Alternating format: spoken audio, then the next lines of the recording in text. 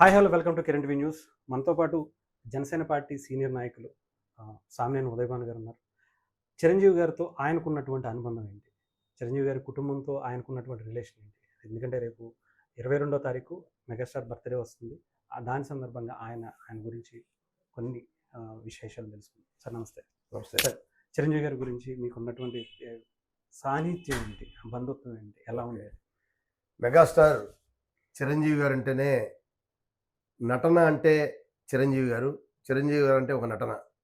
ఇవాళ ఆంధ్రప్రదేశ్‌లో సినీ రంగంలో అటు ఎన్టీ రామారావు, అక్కినేని నాగేశ్వరరావు తర్వాత మూడో వ్యక్తిగా మరి చిరంజీవి గారు ఆ రామారావు గారు, నాగేశ్వరరావు గారు ఇదిలో ఏ విధంగా ముందుకైతే వచ్చారో వారికన్నా ఇంకా చిరంజీవి గారు మెగాస్టార్‌గా, పద్మ విభూషణ్‌గా ఆంధ్రప్రదేశ్ చలనచిత్ర రంగంలో చిరస్థాయిగా నిలిచిపోయారు. చిరంజీవి గారి ఆగస్టు 22వ తారీఖు వారి జన్మదిన సందర్భంగా వారికి జన్మదిన శుభాకాంక్షలు తెలియజేస్తూ నిండు నూరేళ్లు ఆయురారోగ్యాలతోటి ఇవాళ ఆంధ్రప్రదేశ్ చలనచిత్ర రంగంలో చిరస్థాయిగా నిలిచిపోవాలని చెప్పి జీవితాంతం ఉండాలని చెప్పి మేము మనసారా కోరుకుంటున్నాం.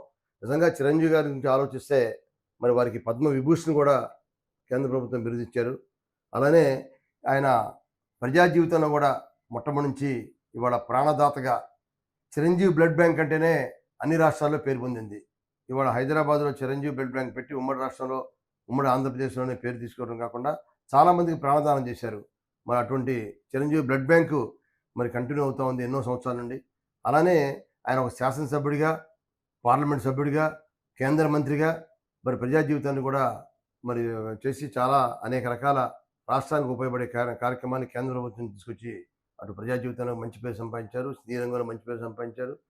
తప్పకుండా ఇంకా భవిష్యత్తులో కూడా ఇటువంటి కార్యక్రమాలు ఇంకా భవిష్యత్తు చేయాలని చెప్పి మనసారా కోరుకుంటూ వారికి మరొకసారి జన్మదిన శుభాకాంక్షలు చేస్తూ సెలవు తీసుకున్నాను. సార్ మీకు ఆయనతో వ్యక్తిగతంగా ఉన్నటువంటి రిలేషన్ ఏమన్నా మంచి సందర్భం ఒక సినిమా చూడడానికి వెళ్ళినప్పుడు కానీ లేదా రాజకీయంగా ఆయనతో ఉన్నటువంటి ఆ సాన్నిధ్యం ఏమన్నా మంచి అనుభూతి ఏమన్నా ఉందా? ఇప్పుడు చిరంజీవి గారితో నాకు వ్యక్తిగతంగా సంబంధం ఉంది, వారి కుటుంబంతో సంబంధం ఉంది, వారి సోదరులతో సంబంధం ఉంది. ఎందుకంటే చిరంజీవి గారు అనే ఒక వ్యక్తి ఆయన్ని పరిచయం చేసుకోవడం కాకుండా ఆయన ప్రజా జీవితంలో ఆయన శాసనసభ్యుడు అయిన తర్వాత మరి నేను కూడా ఆ టైంలో ఒక శాసనసభ్యుడిగా పనిచేసి ఉన్నాను.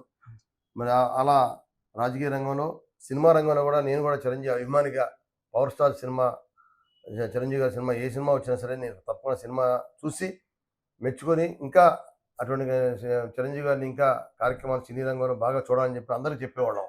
మరి ఆయనతో బాగా నాకు సన్నిహిత సంబంధం ఉంది. ఏంటి సార్ అంటే బాగా ఇన్స్పైర్ చేసినటువంటి విషయం ఏంటి సార్ చిరంజీవి గారిలో మీకు?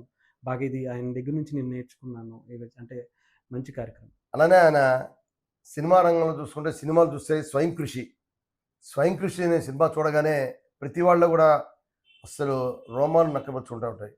అలానే మనకి ఖైదీ సినిమా, అలానే ఠాగూర్ సినిమా ప్రతి ఒక్క ఉద్యోగస్తులు కూడా భయపడేవాళ్ళు.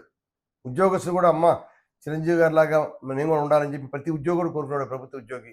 అలానే ఠాగూర్ సినిమాలో అసలు అవినీతి అనేది ఏ విధంగా సమాజంలో వచ్చిందనేది, దాన్ని ఎలా అరికట్టాలనేది విధంగా చిరంజీవి గారు యాక్ట్ చేసి ఆ సినిమాను చూపించారు. మనకి అవినీతి అనేది లేకుండా అవినీతి రహిత పరిపాలన కావాలని చెప్పి మరి ఆ సినిమాలో చేసి చూపించారు ఠాగూర్ సినిమా ద్వారా. అలానే ఇందిరా సినిమా చూస్తుంటే అసలు యూత్ అనేది వాళ్ళకి నిజంగా అసలు ఆ వయసులో ఆయన కాళ్ళతో డ్యాన్స్ చేస్తూ ఉంటే ఎలా బెండ్ అయ్యి కాళ్ళు ఎలా చేశారనేది కూడా మరి చూడటానికి కూడా మరి వాళ్ళ రెండు కళ్ళు సరిపోవు. ఆ విధంగా ఆ డ్యాన్స్ కార్యక్రమాన్ని చూసాం ఇందిరాలో.